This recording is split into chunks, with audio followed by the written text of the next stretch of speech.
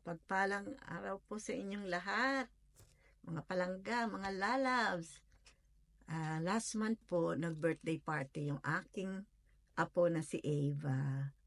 At isinelebrate po namin sa Newark Museum of Art sa Newark, sa New Jersey, dito po sa US.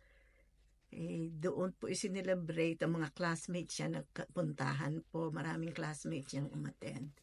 So, isang part lang po ang ipapakita ko kasi maraming mga kwarto-kwarto na yung mga activities na ipinagawa sa kanila. Ito pong room na to, parang aquarium, parang may projector, parang lalabas yung mga drawing, pinadrawing po sila, binigyan sila ng mga papel at nagdrawing sila.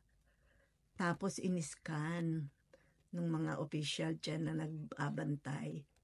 Tapos pagkatapos iskanin, ayun, lumabas doon sa aquarium yung kanilang mga dinrawing na mga isda, mga crabs, mga squid, lahat ng kung anong creature ang dinrawing nila, may pagong pa nga. And then nilagyan nila ng pangalan.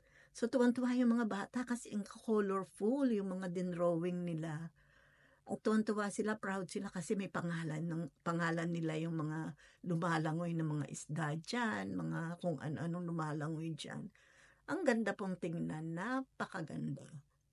Kaya yung mga bata, hindi nila makalimutan.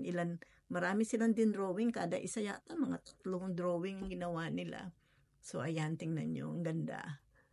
Ayan. Salamat po. Maraming salamat po sa inyo. Thank you.